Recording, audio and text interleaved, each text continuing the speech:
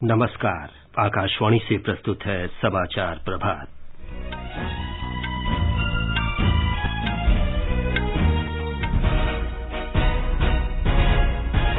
प्रधानमंत्री नरेंद्र मोदी ने कहा, मंडी प्रतिबंधों से मुक्ति मिलने से किसानों को लाभ होगा। धान की खरीद के लिए न्यूनतम समर्थन मूल्य योजना के तहत केंद्र ने 3 राज्यों को 19,000 करोड़ रुपए से अधिक की राशि की पहली किस्त जारी की।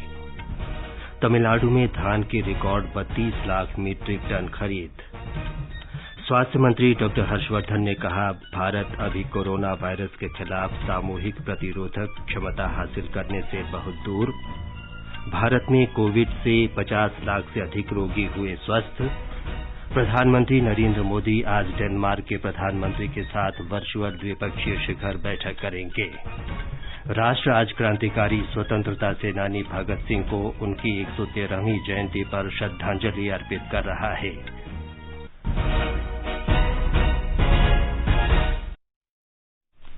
समाचार प्रभात में फरहत नाज के साथ मैं विमलेंदु पांडे। महात्मा गांधी की 150वीं जयंती वर्ष के अवसर पर विशेष श्रृंखला में हम बुलेटिन की शुरुआत बापू की बात से कर रहे हैं। अंतर एशिया संबंध सम्मेलन में महात्मा गांधी ने अपने भाषण में भारत के ग्रामों की चर्चा की थी।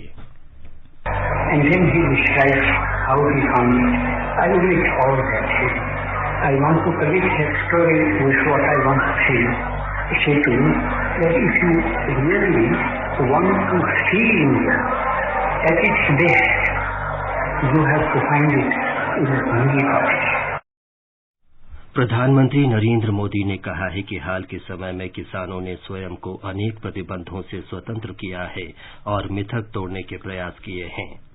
आकाशवाणी से कल मन की बात कार्यक्रम में उन्होंने कहा कि मंडी के प्रतिबंधों से आजादी किसानों की प्रगति के नए आयाम स्थापित करेगी और उन्हें लाभ होगा।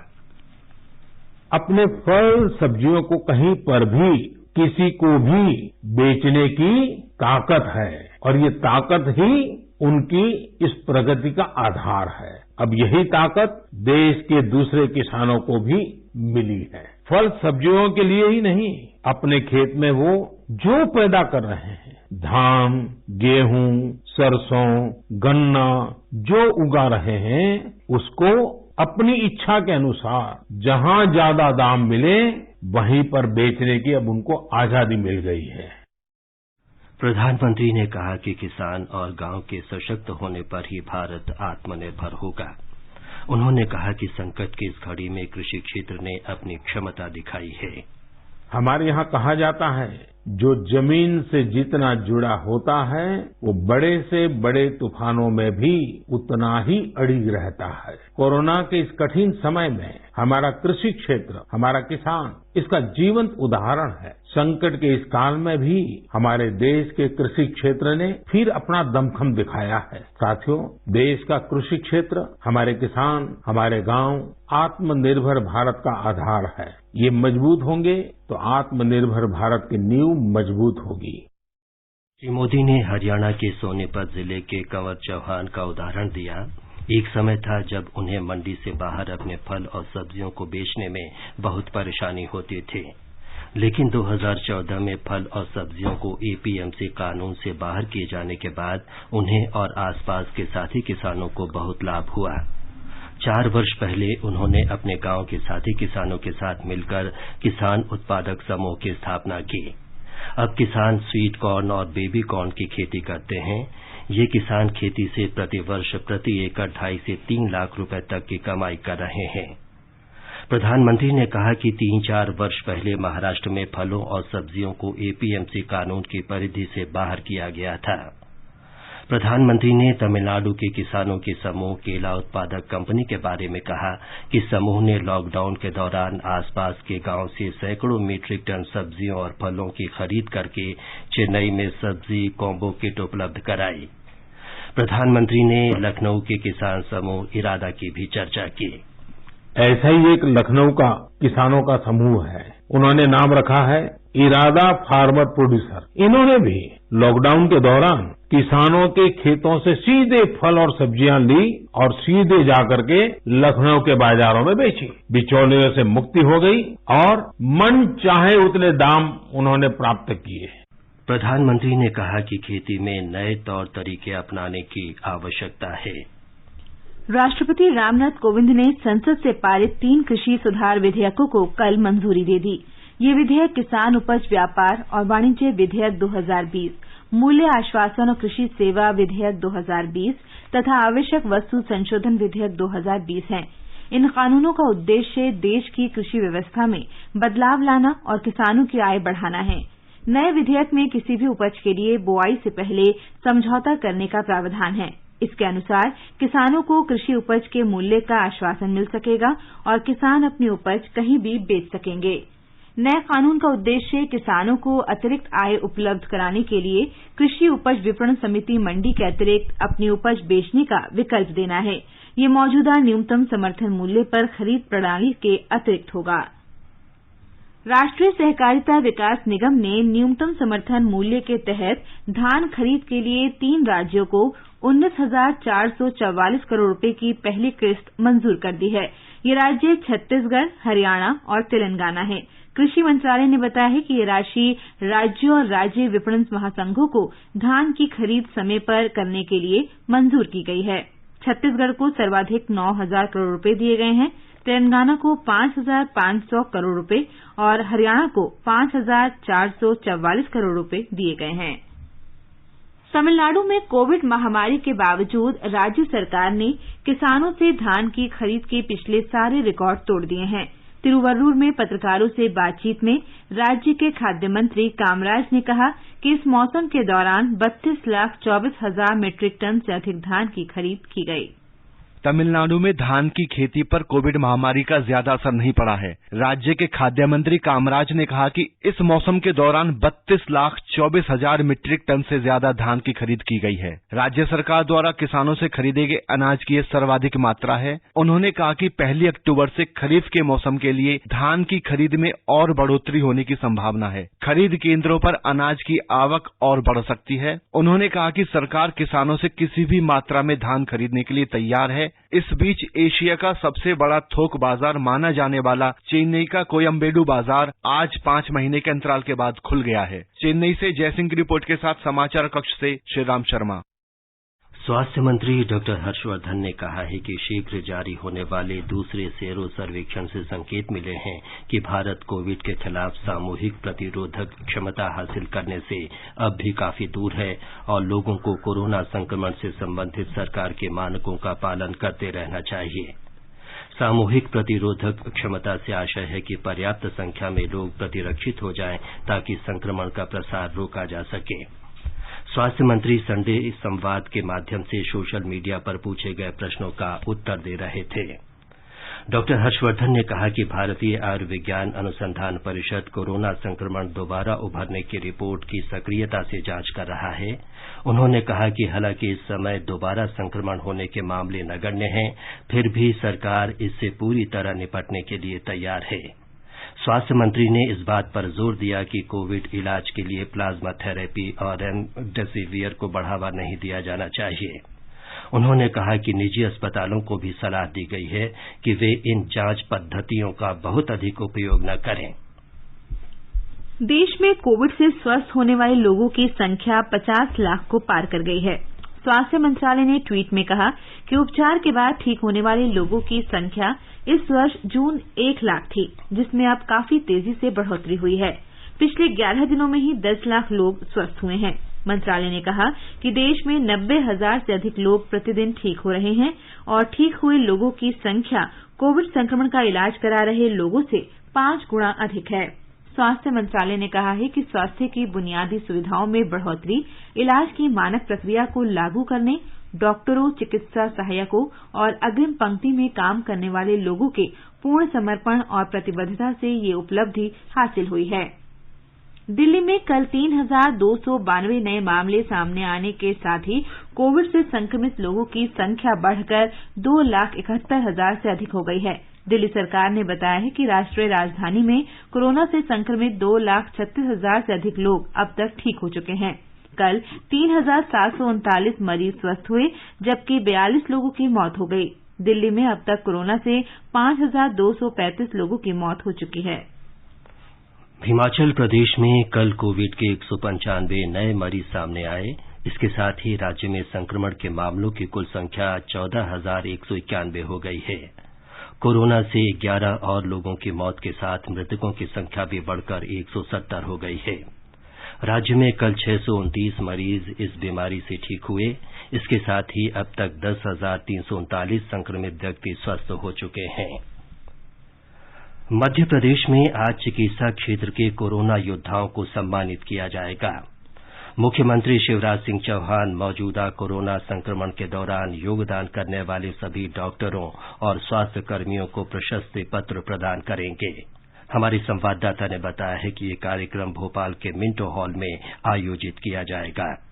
मुख्यमंत्री उन सभी कोरोना योद्धाओं के साथ बातचीत भी करेंगे जो कोविड-19 महामारी से निपटने में दिन रात अपनी सेवाएं दे रहे हैं। यह कार्यक्रम चिकित्सा शिक्षा तथा लोक स्वास्थ्य और परिवार कल्याण विभाग द्वारा संयुक्त रूप से आयोजित किया गया है। कोरोना योद्धाओं के सम्मान में एक वीडियो फिल्म भी दिखाई जाएगी। वहीं मध्य प्रदेश में पिछले 24 घंटों में 2,310 से अधिक नए मामले सामने आने के बाद राज्य में कोविड-19 मामलों की संख्या बढ़कर 1,22,000 हो गई है। इसी तरह संक्रमण से पीड़ित 26 मरीजों की मृत्यु के साथ ही राज्य में मरने वालों की संख्या भी 2,207 तक पहुंच गई है। राज्य के स्वास्थ्य बुलेटिन के अनुसार 2,081 कोरोना वायरस रोगियों को कल स्वस्थ होने के बाद अस्पतालों से छुट्टी मिल गई। मध्य प्रदेश में अब 22,431 सक्रिय मामले हैं। संजीव शर्मा, आकाशवाणी समाचार, भोपाल। गुजरात में राजकोट पुलिस ने जीवन रक्षक रेमडेसिविर इंजेक्शन की कालाबाजारी करने वाले एक गिरोह का भंडाफोड़ किया है। पुलिस ने इस सिलसिले में एक महिला समेत 5 लोगों को गिरफ्तार किया। इस बीच पिछले 24 घंटे में राज्य में कोविड के 1,411 नए रोगियों का पता चला है। गुजरात में अब तक संक्रमण के 1,33,219 मामले पाए जा चुके हैं। कल 1,231 मरीज ठीक होने के साथ राज्य में मरीजों के ठीक होने की दर 84.93% हो गई है। अब तक 1,13,140 मरीज ठीक हो चुके हैं। कुल 42,32,000 से अधिक लोगों का कोविड-19 के लिए परीक्षण किया जा चुका है। इसमें से 60,357 परीक्षण कल एक ही दिन में किए गए। राज्य में सबसे अधिक 287 नए मामले कल सूरत में दर्ज हुए। इस वक्त 16,660 सक्रिय मामले हैं, जिसमें से 86 मरीज वेंटिलेटर पर है। इस बीच अहमदाबाद नगर निगम ने संक्रमण के नए मामले सामने आने के बाद 7 नए क्षेत्रों को माइक्रो कंटेनमेंट जोन में शामिल किया है। योगेश पंड्या, आकाशवाणी समाचार, अहमदाबाद। महाराष्ट्र के गृह मंत्री अनिल देशमुख ने कहा है कि उनका विभाग अनुचित तरीकों पर अंकुश लगाने के लिए राज्य के स्वास्थ्य सेवा क्षेत्र की गतिविधियों की निगरानी कर रहा है। ब्यौरा हमारे संवाददाता से। देशमुख ने कहा कि कई अस्पताल हैं जो सरकार के मानदंडों के अनुसार सेवाएं दे रहे हैं। उन्होंने कहा कि सरकार ने ऐसे सामाजिक रूप से जागरूक अस्पतालों का सेवा भावना का अभिनंदन करती है, लेकिन कुछ निजी अस्पताल परीक्षण प्रयोगशालाएं और प्लाज्मा प्रयोगशालाएं हैं जो लोगों को लूट रहे हैं। उन्होंने कहा कि एफडीए, नगर निगम और पुलिस प्रशासन के अधिकारी सोमवार से नागपुर शहर के निजी अस्पतालों का दौरा करेंगे। उन्होंने कहा कि नागरिक अपनी शिकायतें टोल फ्री नंबर 100 या वैकल्पिक व्हाट्सएप नंबर पर भी दर्ज करा सकते हैं। कोविड सकारात्मक मामलों बढ़ती संख्या पर अंकुश लगाने के लिए प्रशासन ने नए उपायों की एक श्रृंखला शुरू करके अपने प्रयास को तेज करने का निर्णय लिया है। इसमें पहचान में आसानी के लिए घर के संगरोध में संक्रमित रोगी को मोहर लगाना और यदि वे बाहर पाए जाते हैं तो उन्हें जुर्माना देना शामिल है। देवप्रिय भट्टाचार्य, आकाशवाणी समाचार, मुंबई। कर्नाटका में कल कोविड के 9,543 नए रोगियों का पता लगने के साथ ही इस महामारी से संक्रमित लोगों की संख्या 5,75,566 पर पहुंच गई है। कल 6,522 लोगों को उपचार के बाद अस्पतालों से छुट्टी दे दी गई। इस समय राज्य में 1,04,724 लोगों का उपचार चल रहा है। कल 79 और लोगों की मृत्यु हो गई और इस तरह अब राज्य में 8,582 लोग कोरोना से जान गंवा चुके हैं। राज्य के स्वास्थ्य बुलेटिन के अनुसार अब तक 45,86,780 कोविड जांच की गई है। मणिपुर में कोरोना वायरस से संक्रमित लोगों की संख्या 10,299 हो गई है। इनमें 2,209 केंद्रीय सुरक्षाकर्मी हैं। पिछले 24 घंटों के दौरान 248 लोग संक्रमित पाए गए। 195 लोगों को स्वस्थ होने के बाद अस्पताल से छुट्टी दे दी गई। अब तक 7,876 लोग स्वस्थ हो चुके हैं। असम में पूर्णबंदी में छूट के बाद महात्मा गांधी रोजगार गारंटी योजना के तहत राज्य में 2 करोड़ 60 लाख मानव दिवसों का सृजन हुआ है। आकाशवाणी से बातचीत में पंचायत और ग्रामीण विकास विभाग के प्रधान सचिव डॉक्टर जेबी एक्का ने बताया कि इस दौरान 1,60,000 नए जॉब कार्ड जारी किए गए हैं। उन्होंने कहा कि राज्य में मनरेगा के तहत 11,60,000 परिवारों को काम मिला। डॉक्टर एक्का ने कहा कि मनरेगा के तहत व्यक्तिगत लाभ योजनाओं पर ज्यादा जोर दिया जा रहा है। उन्होंने कहा कि कोविड महामारी के कारण असम वापस आए 66,000 लोगों का डेटाबेस तैयार किया गया है। उड़ीसा सरकार ने कोविड महामारी की मौजूदा स्थिति को देखते हुए आज से 8वीं कक्षा तक के लिए रेडियो पाठशाला कार्यक्रम आरंभ किया है। ये कार्यक्रम राज्य में सभी आकाशवाणी केन्द्रों से प्रतिदिन 15 मिनट के लिए प्रसारित होगा। भारत में कोरोना संक्रमण के प्रसार की मौजूदा रफ्तार पर नियंत्रण के लिए कोविड की दैनिक जांच 10 गुना बढ़ाई जानी चाहिए। हालांकि अन्य देशों की तुलना में भारत में मृत्यु दर काफी कम है, लेकिन संक्रमण तेजी से फैलने पर नियंत्रण करने की तत्काल जरूरत है। हैदराबाद स्थित कोशिकीय एवं आणविक जीव विज्ञान केंद्र CCAMB के निदेशक डॉक्टर राकेश मिश्रा ने बताया कि कोविड संक्रमण से बचाव के तरीकों के अलावा कोविड जांच के मौजूदा दैनिक स्तर में वृद्धि की जानी चाहिए, अन्यथा वर्तमान चिकित्सा सुविधाएं स्थिति से निपटने के लिए पर्याप्त नहीं होंगी। ये समाचार आकाशवाणी से प्रसारित किए जा रहे हैं। समाचार प्रभात में आपका फिर स्वागत है। आगे बढ़ने से पहले एक नजर फिर से मुख्य समाचारों पर। प्रधानमंत्री नरेंद्र मोदी ने कहा, मंडी प्रतिबंधों से मुक्ति मिलने से किसानों को लाभ होगा। धान की खरीद के लिए न्यूनतम समर्थन मूल्य योजना के तहत केंद्र ने 3 राज्यों को 19,000 करोड़ रुपए से अधिक की राशि की पहली किस्त जारी की। तमिलनाडु में धान की रिकॉर्ड 32 लाख मीट्रिक टन खरीद। स्वास्थ्य मंत्री डॉक्टर हर्षवर्धन ने कहा, भारत अभी कोरोना वायरस के खिलाफ सामूहिक प्रतिरोधक क्षमता हासिल करने से बहुत दूर। भारत में कोविड से 50 लाख से अधिक रोगी स्वस्थ हुए। प्रधानमंत्री नरेंद्र मोदी आज डेनमार्क के प्रधानमंत्री के साथ वर्चुअल द्विपक्षीय शिखर बैठक करेंगे। राष्ट्र आज क्रांतिकारी स्वतंत्रता सेनानी भगत सिंह को उनकी 113वीं जयंती पर श्रद्धांजलि अर्पित कर रहा है। प्रधानमंत्री नरेंद्र मोदी और डेनमार्क के प्रधानमंत्री मैट फ्रेडरिक्सन आज एक वर्चुअल द्विपक्षीय शिखर बैठक करेंगे। इस दौरान दोनों देशों के बीच बौद्धिक संपदा सहयोग के क्षेत्र में समझौता ज्ञापन पर हस्ताक्षर किए जाएंगे और डेनमार्क अंतर्राष्ट्रीय सौर गठबंधन में शामिल होगा। हमारी संवाददाता ने बताया है कि ये वर्चुअल द्विपक्षीय शिखर बैठक दोनों देशों के बीच आपसी हित के प्रमुख मुद्दों को एक व्यापक दिशा देगी। इस बैठक से दोनों नेताओं को दोनों देशों के बीच आपसी संबंधों के व्यापक रूपरेखा की समीक्षा करने और आपसी हित के महत्वपूर्ण मुद्दों में सहयोग बढ़ाने का अवसर मिलेगा। भारत और डेनमार्क के बीच वस्तुओं और सेवाओं का द्विपक्षीय व्यापार 30% से अधिक बढ़ गया है। 2016 में जहां केवल $2.82 बिलियन का व्यापार हुआ था, वह 2019 में बढ़कर $3.68 बिलियन तक पहुंच गया है। भारत में लगभग 200 डेनिश कंपनियों ने निवेश किया है, जबकि डेनमार्क में 25 भारतीय कंपनियां IT, अक्षय ऊर्जा और इंजीनियरिंग के क्षेत्र में कार्यरत है। दीपेंद्र कुमार, आकाशवाणी समाचार, दिल्ली। राष्ट्र आज क्रांतिकारी स्वतंत्रता सेनानी भगत सिंह को उनकी 113वीं जयंती पर श्रद्धांजलि अर्पित कर रहा है। आज ही के दिन 1907 में अविभाजित पंजाब के लायलपुर जिले के बंगा गांव में भगत सिंह का जन्म हुआ था। विदेश की आजादी के लिए अंग्रेजी शासन के खिलाफ लड़े और मात्र 23 वर्ष की आयु में उन्हें राजगुरु और सुखदेव के साथ लाहौर जेल में फांसी दे दी गई थी। प्रधानमंत्री नरेंद्र मोदी ने भगत सिंह को श्रद्धांजलि दी और भारत की आजादी की लड़ाई में उनके योगदान का उल्लेख किया। अपने मन की बात कार्यक्रम में कल श्री मोदी ने महान स्वतंत्रता सेनानी भगत सिंह को बहादुरी और साहस का प्रतीक बताया। मैं समस्त देशवासियों के साथ साहस और वीरता की प्रतिमूर्ति शहीद वीर भगत सिंह को नमन करता हूं। शहीद भगत सिंह पराक्रमी होने के साथ साथ विद्वान भी थे, चिंतक थे। अपने जीवन की चिंता किए बगैर भगत सिंह और उनके क्रांतिवीर साथियों ने ऐसे साहसिक कार्यों को अंजाम दिया जिनका देश की आजादी में बहुत बड़ा योगदान रहा। गृहमंत्री अमित शाह ने शहीद भगत सिंह की जयंती पर उन्हें भावभीनी श्रद्धांजलि दी। एक ट्वीट में श्री शाह ने कहा कि भगत सिंह ने अपने क्रांतिकारी विचारों और सर्वोच्च बलिदान से स्वतंत्रता संग्राम को नई दिशा दी और देश के युवाओं को स्वाधीनता का संकल्प लेने के लिए जागरूक किया। गृहमंत्री ने कहा कि भगत सिंह हम सभी के लिए हमेशा प्रेरणापुंज रहेंगे।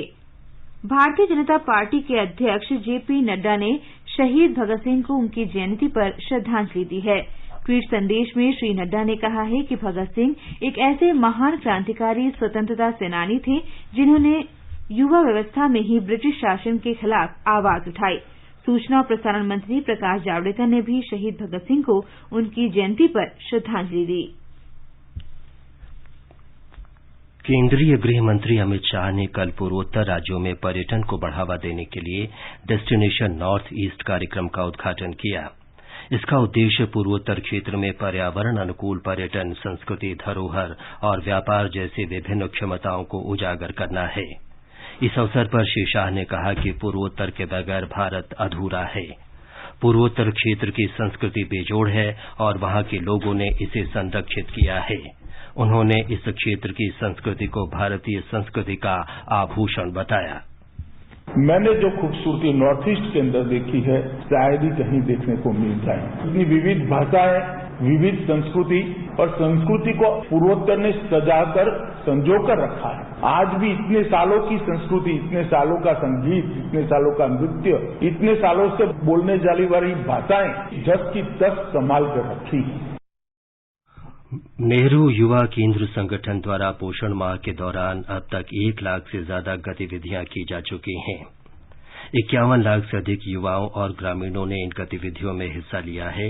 युवा कार्य केंद्रीय मंत्री किरेन रिजिजू ने कहा कि युवा स्वयंसेवक लगातार शिक्षा, स्वास्थ्य और स्वच्छता, पर्यावरण, सामाजिक मुद्दों पर जागरूकता, महिला सशक्तिकरण, नागरिक शिक्षा जैसी राष्ट्र निर्माण गतिविधियों में लगे हुए हैं। श्री रिजिजू ने कहा कि युवा मामलों के मंत्रालय ने इस वर्ष 1 सितंबर से शुरू होने वाले पोषण माह के दौरान कई गतिविधियां शुरू की। पोषण माह का उद्देश्य देश भर में पोषण संकेतकों में सुधार लाना है। लद्दाख के लेह में कल रात भूकंप के झटके महसूस किए गए। रिएक्टर पैमाने पर इसकी तीव्रता 5.1 मापी गई। मौसम विभाग ने बताया कि भूकंप रात 10:57 पर आया। भूकंप के झटके लेह क्षेत्र के साथ साथ नुब्रा, काराकोरम और लालोक में भी महसूस किए गए। लद्दाख के किसी भी हिस्से से नुकसान की कोई भी खबर नहीं है। लद्दाख क्षेत्र में 22 सितंबर से 4 बार भूकंप के झटके महसूस किए गए हैं और इनकी तीव्रता रिएक्टर पैमाने पर 3.7 से 5.4 के बीच रही। भारतीय खेल प्राधिकरण ने खेलो इंडिया फिर से शुरू करने का फैसला किया है। इस कार्यक्रम के अंतर्गत देश में उत्कृष्टता के राष्ट्रीय केंद्रों में टोक्यो ओलंपिक में शामिल होने वाले पैरा एथलीटों और एथलीटों के लिए चरणबद्ध तरीके से खेल गतिविधियां शुरू की जाएंगी। पहले चरण में प्राधिकरण ने जून के शुरू में अपने केंद्रों में केवल ओलंपिक जाने वाले खिलाड़ियों के लिए प्रशिक्षण शुरू किया था। एथलीटों की पूरी सुरक्षा सुनिश्चित करने के लिए खेल गतिविधियों में उन्हें अलग अलग समूहों में शामिल किया जाएगा। खेल गतिविधियों का पहला चरण 5 अक्टूबर से शुरू होने की संभावना है। आईपीएल क्रिकेट में कल रात शारजाह में राजस्थान रॉयल्स ने टूर्नामेंट के इतिहास में जीत के लिए सर्वाधिक रन के लक्ष्य के जवाब में किंग्स 11 पंजाब को 4 विकेट से हरा दिया। किंग्स 11 पंजाब ने पहले बल्लेबाजी करते हुए 2 विकेट पर 223 रन बनाए। इसके जवाब में राजस्थान रॉयल्स ने 19 ओवर और 3 गेंदों में 6 विकेट के नुकसान पर जीत का लक्ष्य हासिल कर लिया। राजस्थान रॉयल्स की ओर से संजू सैमसन ने 42 गेंदों में 7 छक्के और 4 चौके लगाकर 85 रन बनाए। राहुल तेवतिया ने 18वें ओवर में 5 छक्के लगाए। आज दुबई में रॉयल चैलेंजर्स बेंगलुरु का मुकाबला मुंबई इंडियंस से होगा। पेरिस में फ्रेंच ओपन टेनिस में कल रात महिला सिंगल्स में शीर्ष वरीयता प्राप्त रोमानिया की सिमोना हालेप ने स्पेन की सारा सोरिस टार्मो को 6-4, 6-0 से हराकर दूसरे दौर में जगह बना ली है। अगले दौर में उनका मुकाबला रोमानिया की ही आयरीना कैमिलिया बेगू से होगा। एक अन्य मैच में 10वीं वरीयता प्राप्त विक्टोरिया अजारेंका ने मोंटीनेग्रो की डांका कोविनिच को 6-1, 6-2 से पराजित किया। वहीं पुरुष सिंगल्स में पहले दौर के मैचों में विश्व के पूर्व नंबर 1 खिलाड़ी ब्रिटेन के एंडी मरे लगातार सेटों में स्टैन वावरिंका से हार गए। और अब एक नजर आज के मौसम पर। राष्ट्रीय राजधानी दिल्ली में आसमान साफ रहेगा। न्यूनतम तापमान 23 डिग्री सेल्सियस रिकॉर्ड किया गया और अधिकतम तापमान 36 डिग्री सेल्सियस रहने के आसार हैं। मुंबई में हल्की वर्षा होने का अनुमान है। न्यूनतम तापमान 26 डिग्री सेल्सियस दर्ज हुआ और अधिकतम 32 डिग्री सेल्सियस के आसपास रहेगा। चेन्नई में बादल छाए रहने और हल्की वर्षा होने के आसार हैं। तापमान 27 और 33 डिग्री सेल्सियस के बीच रहने की संभावना है। कोलकाता में आंशिक रूप से बादल छाए रहने और सामान्य वर्षा होने या गरज के साथ बौछारें पड़ने का अनुमान है। न्यूनतम तापमान 27 डिग्री सेल्सियस रिकॉर्ड किया गया और अधिकतम 34 डिग्री सेल्सियस रहने की आशा है। केंद्र शासित प्रदेश जम्मू कश्मीर के जम्मू में न्यूनतम तापमान 22 डिग्री सेल्सियस दर्ज हुआ, जबकि अधिकतम तापमान 30 डिग्री सेल्सियस तक जा सकता है। गिलगित में तापमान 12 और 26 डिग्री सेल्सियस के बीच रहने की उम्मीद है। आंशिक रूप से बादल छाए रहेंगे। मुजफ्फराबाद में आसमान साफ रहेगा। दोपहर या शाम तक बादल छाए रह सकते हैं। तापमान 14 से 29 डिग्री सेल्सियस के बीच रहेगा। समाचार कक्ष से भवतारिणी। ये समाचार हमारी वेबसाइट news.air.com/hindi पर भी उपलब्ध हैं।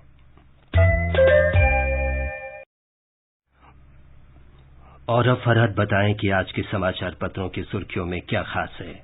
जी विमलेंदु, आकाशवाणी से प्रधानमंत्री की मन की बात अखबारों की बड़ी खबर है।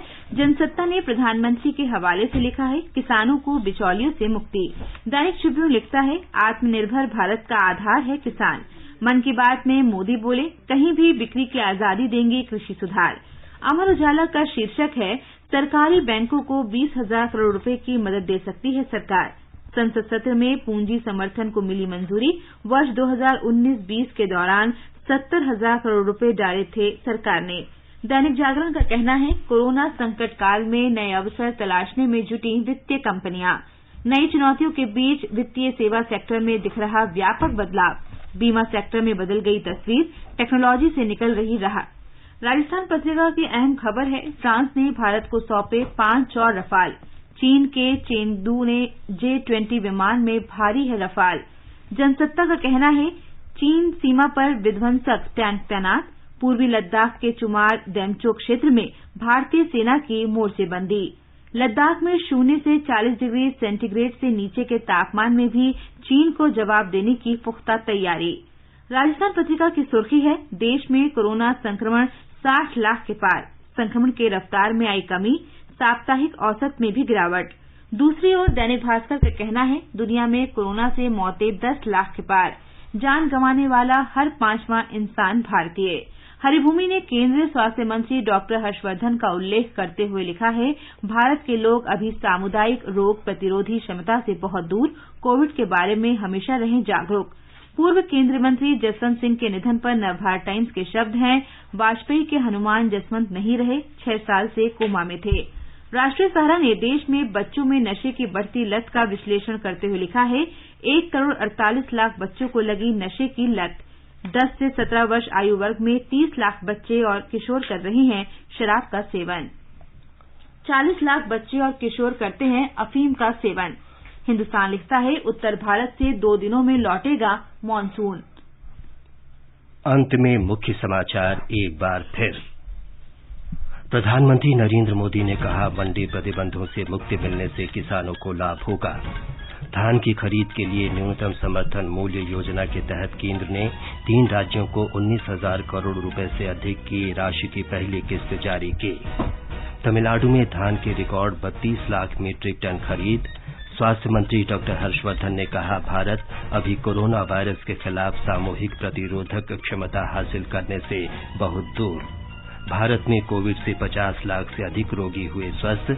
और प्रधानमंत्री नरेंद्र मोदी आज डेनमार्क के प्रधानमंत्री के साथ वर्चुअल द्विपक्षीय शिखर बैठक करेंगे। और अब प्रस्तुत है बापू का प्रिय भजन वैष्णव जन तो, जिसे जर्मनी के कलाकारों ने गाया है। वैष्णव जन तो